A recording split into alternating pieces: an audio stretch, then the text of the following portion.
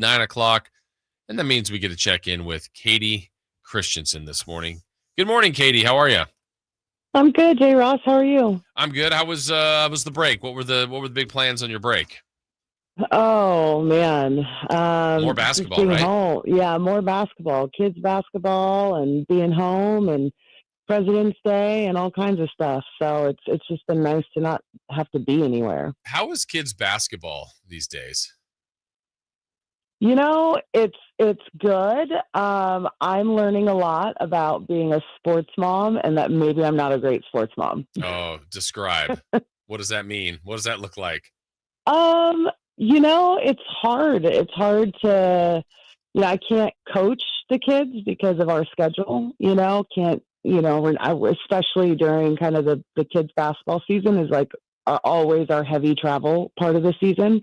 And so I miss a lot. And so it's challenging for me to sit on the sidelines and be like, oh, you need to call a timeout here. Oh, you should have gone to his zone defense. Like it's just, it's challenging for me to be on the sidelines. I'll say it that way. How are you as a mom then? So the coach, I know you've got so much of a background there, but also you played. So it's like, are you just more supportive? Are you trying to coach your own child? Like how are you with that part, that dynamic? Yeah, no. So my little stepson is like 11 and he's in fourth grade and he plays in two different leagues. He plays in his school league and he plays in a rec league. And he's like obsessed with basketball. He watches it all the time. He knows more about what's going on in the world of basketball than I do. It's insane how interested he is in it. But I told him, kind of when he started getting into it, like, I will not make you practice. I will help you if you ask. And so I have helped him. And the incredible thing about him is that I've never seen a kid pick things up so quickly. It's like you tell him once and he immediately puts it into action. And so I do kind of coach from the sideline, but it's more like advance the ball, don't dribble it up. It's like afterwards, it's like, so, when you dribbled it, you should have passed it to the corner and it's called a give and go. It's like things like that. But I am yelling from the sideline. My watch is constantly telling me that it's too loud. Oh my gosh. I know it's challenging. Who had the biggest impact on you to get you to where you ultimately made it at the highest level of professional basketball? Because obviously you had talent, but someone pushed you, someone got you farther than maybe you ever thought you could get. It was without a doubt my high school basketball coach. He was hired to coach the varsity girls my freshman year of high school.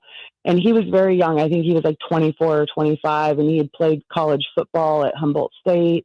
And so he was hired, and I got moved up to varsity my freshman year. And he was just a no-nonsense, work hard, out-hustle everyone. Defense was always like the most important thing.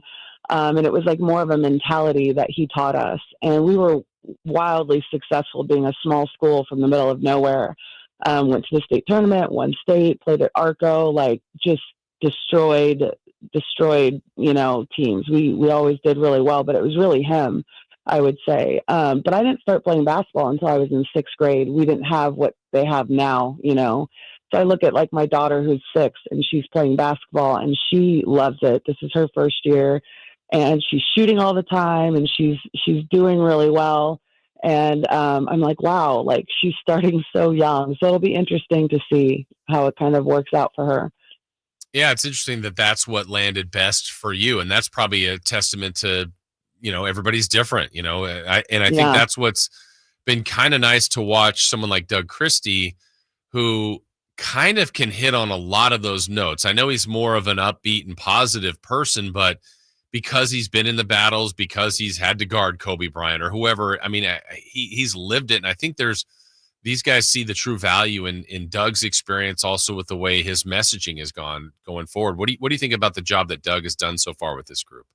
I think he's been fantastic. I will say this, not to diminish like coaches that haven't played at the highest level, like everyone offers something, but as a player, I know that I related better to coaches that had played. Like Cynthia Cooper was my coach my first year in the WNBA. and she did get fired halfway through the year. And there was an expectation.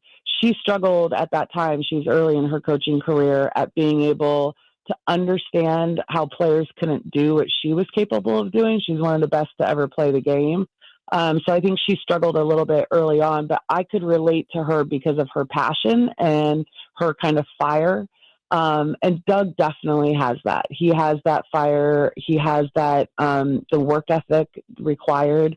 So I know that players relate well to people that have played the game before, because there's just a different element to it. And I think, going back to the game in Boston, right after Doug had kind of taken over, and DeMar DeRozan, we had found out, had, showed the guys like a compilation video, basically a defensive mixtape, if you will, of Doug Christie. And I asked him, like, what made you think of doing that? And he's like, well, a lot of these guys didn't see Doug play, and I thought it would be important to show them so that they understand why he's asking us to do the things he's asking us to do, because he played that way. He expected that from himself, and that's why he expects it from us. So I think that's a perfect example of kind of how that coach, former player relationship kind of, resonates with the players that you're coaching. And that's got to be one of Doug's biggest challenges, like you just referred to with Cynthia Cooper, that,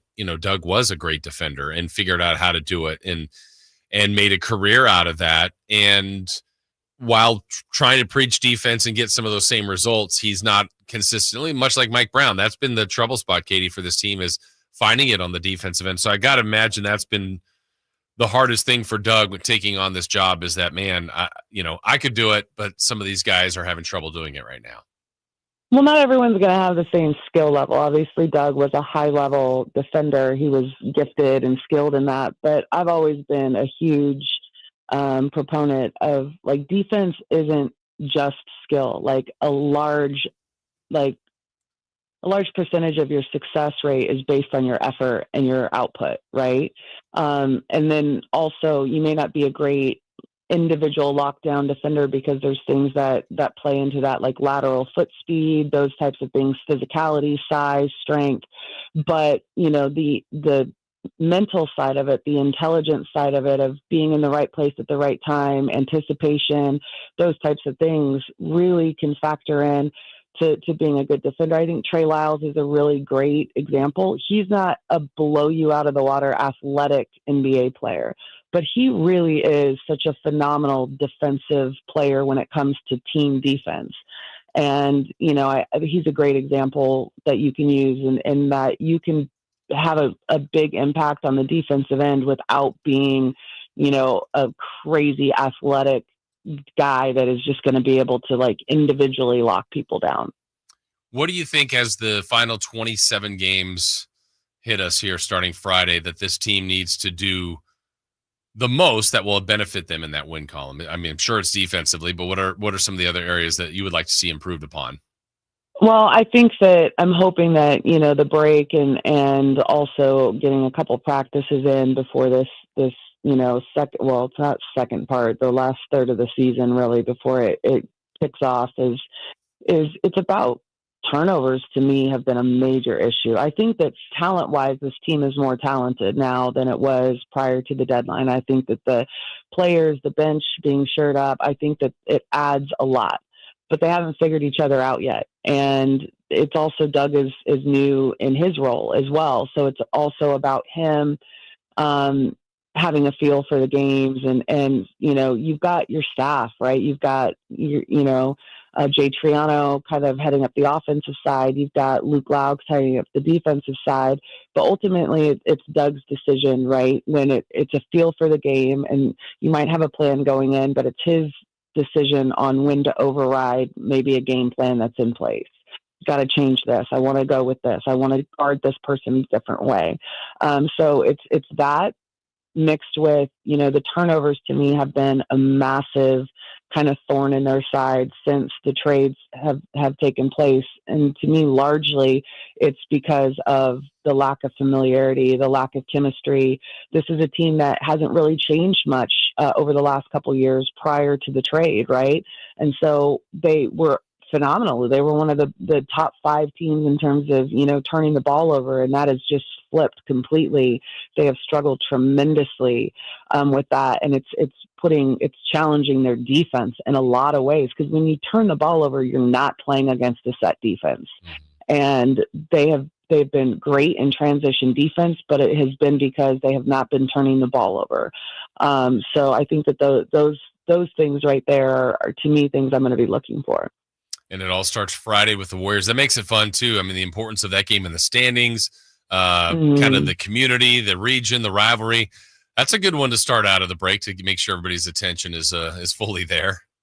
Yeah, I think everyone's attention will be fully there Friday for sure, without a doubt. And obviously, Golden State is a much different looking team than when we faced them last, with the addition of Jimmy Butler, and obviously Andrew Wiggins is gone, and they've made some trades to try and shore up their lineup as well. And it'll be interesting to see kind of what that looks like on Friday. And, it's crazy because the final game, I thought the Kings played really well going into the break. That's been an issue over the last few years. It's just having that focus and maintaining before the break. Obviously they lost the last one in New Orleans, but they won 3 out of their last 4 games going into the break. But that last one was really important to me, because if they had won, Minnesota and Dallas were playing that day. And I can't remember which one was playing against the Thunder. And you're thinking, okay, the Thunder is the best team in the league schedule-wise right now. If those 2 teams would lose in that final game and the Kings could win, that could really have a huge impact, on the standings coming out of the break. But Kings ended up losing, and both of those teams ended up winning. So, sometimes it's like, it's not just about you handling your business, but hopefully the schedule with other teams that you're battling it out with in the standings also is going to play a role in that and help you. But it didn't work out that way. So yeah, you come out the gate and you got the Warriors, and there's still a lot of travel left. So we'll see how the Kings kind of come out. Travel, just what you wanted, right? Oh yeah, more travel. I need more travel in my life for sure. Well, Kayte, we always appreciate you taking the time to join us each and every Wednesday. We look forward to seeing you out there on Friday, and we'll talk to you next week. All right. Sounds good. All right. Thank you. That is Kayte Christensen joining us, Kings television analyst.